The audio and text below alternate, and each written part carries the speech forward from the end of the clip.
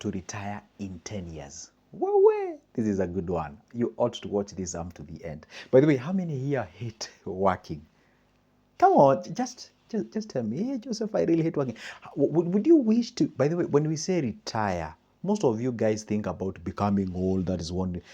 No. You don't have to follow what the system says, that for you to retire, you must be an old grandpa or a grandma when you hit your 60 or 65 years. You can have a strategy of finding out how to retire early so that you can. I mean, who said in this life that we came to pay bills and own a home, then retire? Who said that? No, come on. We need to enjoy life, isn't it? So then, today I'm going to make this video on how to retire in 10 years. Probably if you're watching this and you're already at 60, this video may not make sense because like, okay, Joseph is saying that I should retire at 70. No, I'm talking about the people who are even at your 20s. You can even work towards your retirement at your 30s, at 40s. Come on, are we together? Oh, forgive me about all this mathematics that is on this board. I hope you watched this video that I made about money market fund on how to calculate. If you didn't, come on, go ahead and watch that video. I explain a lot of goodies there. Now, what happens here? We want to have a plan on how to retire in 10 years. Listen, anything and everything needs a plan. Let me ask a very simple question. If today we plan a journey to Mombasa or whichever the city that you're watching me from in your country, we must have a plan. We have to check the oil, we check the water, we check the others, the wiper waters, we check the oil, whatever, the braking system and everything, and fuel. So for us to retire in 10 years, this is how we do it, okay? This is where you are today. Are we together? And this is the journey that you have to go. And this is you in future. And that is 10 years from today. So this is where you have the day zero, when you make a decision after watching this video and you want to retire in 10 years. The first thing that you check, you must have a plan to retire in this. And you have to be intentional. Don't hope to retire in 10 years. You can't hope. You have to plan. Now, this is how you do it. First of all, the first thing you identify how much you make today. How much you make if you're employed. How much do you make? Good. You make 100,000 in a month. So with this 100,000, you're able to pay your bills. You're able to pay for all the things that you have, what and what. So you're having, let me say you're having an okay life when you have this money, isn't it? So the question is, when you project in 10 years to come, will this 100,000 be enough? Assuming in 10 years, you're going to be making this 100,000. Will it be okay with you? Some of you can say yes. Why? Probably, maybe your kids will be out of school, probably, or you will be having less bills and what have you. So you'll be like, yeah. Or no, I will need to double this money. Probably, you need to make this money up to 200K. So now, the question is this. Assuming now we just say this money is enough for your future. What do we do? Remember, this is active income. This is active income. Let me explain kindly. Active income, it means you are involved. You are trading three things. Number one, you are trading your time. Number two, you are trading your energy. Number three, you are trading your skills. In other words, you cannot make money if you is not involved. It's an active income. You have to show up every day. You have to show up. And that's why probably you hate that job. Are we together? Now, when you say you retire, is where now you're not using these three things to make money. What will you be using near? Now, when you go to 10 years and when you retire, you only use money. To make what? Money. And this is what we're going to call what? Passive income. Passive income. Are we together? Now, you've actually identified you make 100,000 and you want to retire in 10 years, and you have identified you want to have created a passive income of 100K, because that now will be enough for you. Now we know you need 100K in 10 years, but not active, passive. Good. So what do you do? Okay, so what do you do? Fine. So what you do is now you start asking yourself, what does it entail for me to make 100,000 passive income every month? How much in my portfolio ought to have been there for it to generate an equivalent of 100,000? Let's give it, not even let's give it, approximately you need 10 million. approximately, you 10 million-ish. Let's work with that figure of 10 million. That's what you need. Fine. So you have answered that question. I have 10 years, I have 100,000, and I need 10 million. Then you come back to the present. Now here you are. Okay? In 10 years, you must have created a portfolio equivalent to 10 million. Sure, that number sounds intimidating and big, isn't it? But should we quit? No, we shouldn't. Now you ask yourself, out of this money that I make in a month, how much goes to my fixed expenses? How much goes to my fixed expenses? 40,000, for instance, 40K. Goes for my rent, goes for my electricity, goes for my fuel, goes for my water, goes for my da da da da da. So I use 40,000 or whichever the figure it is. Let's say you use 40,000, then you're left with how much? 60K. You're left with 60K. Then what do? After now knowing what you can salvage every month, you ask yourself, what vehicles will take you to your destination? Because what happens now, you need to board a vehicle that will take you to your destination. Therefore, what I always tell people, when you're working towards the retirement in a long period of time, take advantage of what? Not CP rather, but CI.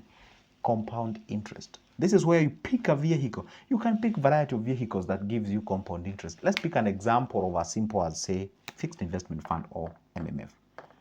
Okay, pick an MMF giving you an average interest of say 12%, and you're throwing in 60K every month in the next period of 10 years. Then go do the compound interest and find out how that money or how much you're gonna get in that period of time. So you keep on pumping in that 60K every month religiously, pumping 10K, 10K, 10K, 10K, 10K, 10K, continuously, and you're not eating anything coming out of that money. Then you run that across the 10 years. You can even do that prior. Don't be shocked with the result that you get. You can even go and calculate and find out the compound interest calculator and find out how much that will be. Now, once you identified that figure, it's actually hitting to that money.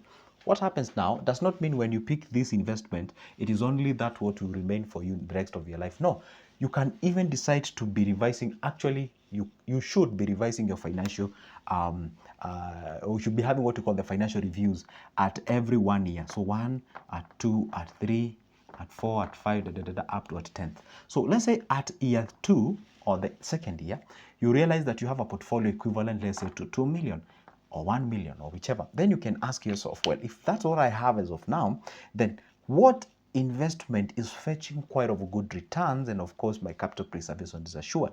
You can decide to say get into the special funds because it's fetching you a little bit higher, or you can decide to get yourself into a treasury bond. Once you realize the bond is going for say X period of time, it will earn you more. Or you can be like, you know what, I've identified a parcel of land somewhere that I can buy with 1 million, and then I can actually start with the first million that I have, build some few units that will actually fetch me more. So what happens when you pick an investment and you run across does not mean necessarily that that is exactly what is gonna be happening. No, this is more of a structural formula to follow more than a decision that you make at the beginning. The only decision that you make is to remain committed, constant, consistency, discipline, and sacrifice for you to be able to retire in that period of time.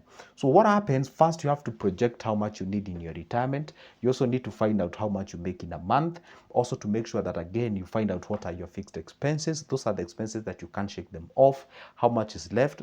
Actually, people tend to view life in that way. For me, I love to view it in the other way around. Instead of saying how much is left, I would like to say, hey, how much do I save? Then if I figure out how to survive on the remainder. For example, if you earn 100, you can decide, hey, I'll be scooping half of it, 50 G's, I put it in my investment, then I'm left with 50. So at the back of my head, I reprogram myself that I make 50, then I have to figure out to live a 50,000 lifestyle. Then you figure out on what to do with that 50 that you've actually salvaged, put it in an investment that will constantly give you returns, and then you ultimately hit a certain target that will actually now position you. Let's say, for example, you're watching this video and yet you're 40. You realize at your 50, you've already hit that market, or rather that target. Now, when you're here at your 50, with this money giving you this equivalent, assuming again that this money that you're making today has never increased, has remained constant for the rest of that period of 10 years. Now, when you're here, imagine this, you're making 100,000 from the passive and you're making 100,000 from the active. Guess what happens now? This job now becomes optional. Why? You can just decide to be like, I don't want another job. Even if you say you don't want another job, guess what happens now? At the end of the month, you get yourself 100K. isn't it? So if you get 100K, what does it mean? Now you've retired. See, retirement is simply being in a situation whereby working is actually what? Actually not retirement. Financial freedom is when working is optional. But retirement is when you are forcefully told that you cannot work. You may have accumulated the experience at the time with you, but we no longer consider you as a productive member of our team. I've never been retired before, but I can just imagine how that stressful can be. And in this life, there is a mystery that I've never answered. Maybe you can help me answer it. When you're a fresh graduate from the university, they ask you for more years on experience. You graduated yesterday, they're asking you, hey, we need 5 years experience. For God's sake, you don't even have any. But when now you hit 60 years old, when you've arguably accumulated years of experience, you're no longer wanted. So when you check a human being's lifespan, as far as the job is concerned or the active life is concerned, is very little. And you find that they have exhausted all your, if somebody takes your time, your energy, and your skills, what are you left with? You're left with nothing. You're left as a shell. At the 60th, you've never done any business, you've never invested, they only give you a certain pension somewhere, and then they tell you, go figure out how to survive. And for God's sake, assuming you live another 40 years, because it is possible, you retire at 60, for instance, you live another 40 years. And the funny thing, you don't have an income. And the funny thing is the time you need more money. That's the irony of life. Tell me. How do you survive on that particular case? Number two, you don't have energy by yourself. You don't have the time by yourself. Or you may have the time, but you don't have the energy. You may have the skills, but you don't have the energy. So what do? Nothing. That's why we tell people, please, if you can, not because that we know everything, no, but let's try to figure out. You see, the common enemy here is poverty. We try to hit it as much as we can. That's good, Joseph. That's my submission. That is exactly what you use, follow, or apply for you to go ahead and retire in 10 years. How about we make a goal, all of us here watching this video? Let us focus on making sure that we can retire in 10 years, if it is possible. And if you realize that you cannot hit that target in 10 years' time, you can adjust the amount or the period. Then ultimately, you can hit that target. This is good, Joseph. If you need my services, that's my number. Shoot me a call, shoot me a text. Let's talk business. See you there.